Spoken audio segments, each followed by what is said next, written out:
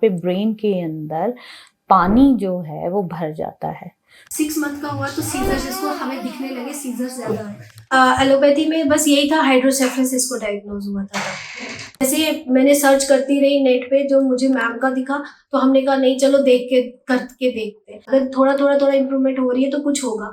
आज in just 5 sets this child, ऊपर वाले ने दिया तो कुछ ना कुछ सोच के दिया और ये खड़ा होगा बस। अब तो वो सारे इश्यूज बहुत अच्छे हो गए, मतलब अब प्रॉपर नींद भी लेता है। अथर्व का केस जो है उसमें उसके जो ब्रेन के 3 वेंट्रिकल्स थे है, जहाँ पे सेरेब्रल एरिया होता है जो मूवमेंट से रिलेटेड होता है। जब वो मेरे पास आया था तो फ्रंटल एरिया उसको को भी कंट्रोल करता है और हियरिंग को भी कंट्रोल करता है। जो इस बालक के अंदर जो है ईजी जो है बिल्कुल नॉर्मल आ गया है। Within 2 years this child is able to see। लेकिन अगर आप खुद ही सोचोगे कि हाँ ये इतना स्ट्रगल करना पड़ेगा, पता नहीं होगा नहीं होगा, फ्यूचर किसी ने नहीं देखा, नहीं है ना, लाइफ का कोई अनसर्टन है, कभी कुछ भी हो सकता है। कई जो है वो तो चलने भी लग पड़े, बातें भी कर रहे हैं कुछ। मेरा नाम चित्ररंजन जम्वाल है, मैं जम्मू से हूँ और हम ये प्रीमेच्योर बेबी था हमारा, 7 मंथ में डिलीवर हुआ था और 1 मंथ ये निकू में रहा।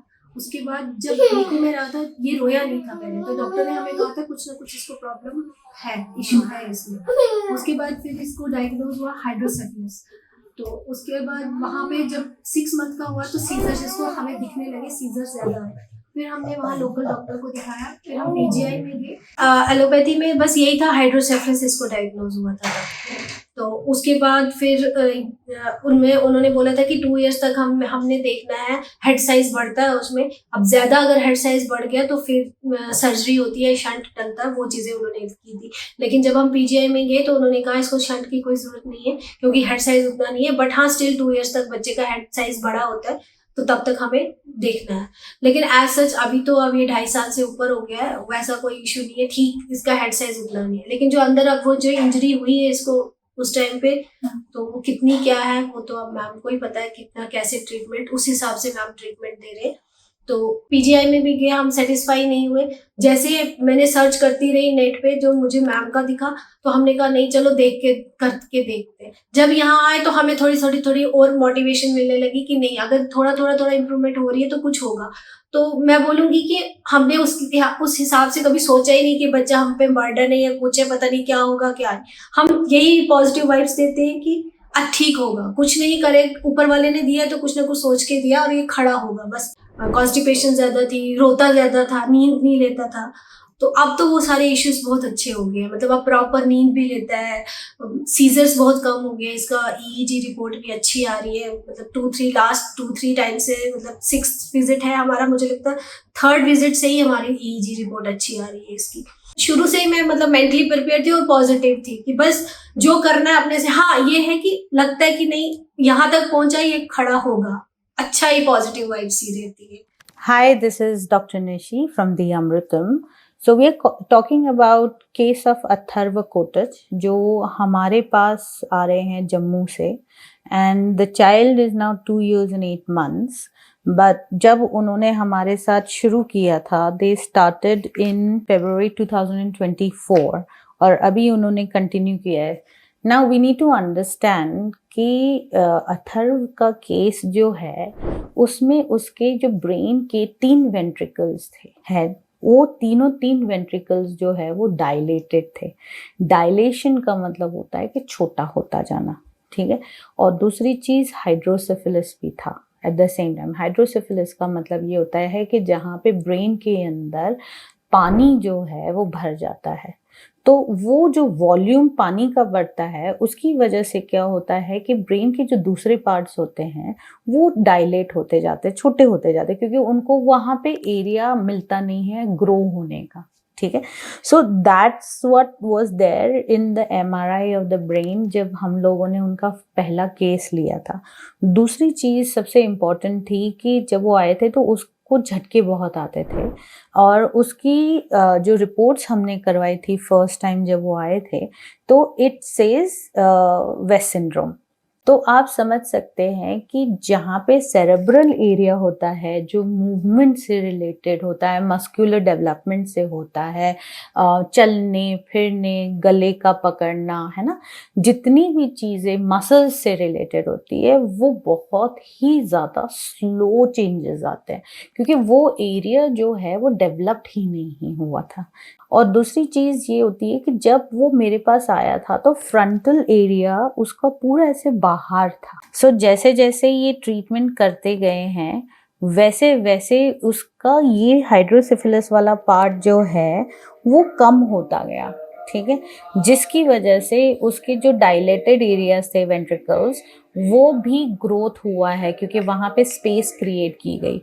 अब वहाँ से जब हम लोग इनका तीनों वेंट्रिकल्स जो होते हैं वहाँ पे ब्रेन जो है आँखों को भी कंट्रोल करता है और हियरिंग को भी कंट्रोल करता है, जो इस बालक के अंदर बिल्कुल नहीं था। विजन भी नहीं था और हियरिंग भी नहीं थी। And there are proofs in the, हमने टेस्ट जो किए हैं उसके अंदर आप देख पाएंगे कि एक जो बेरा टेस्ट किया था और ऑडियो टेस्ट किया था उसके अंदर it is profound loss of hearing, ठीक है, वो आया है। नाउ अभी हम फिफ्थ वाले पे सेट में है and now it just says mild hearing loss. उसको सुनाई दे रहा है, वो रिस्पॉन्स दे रहा है, एंगेज हो रहा है।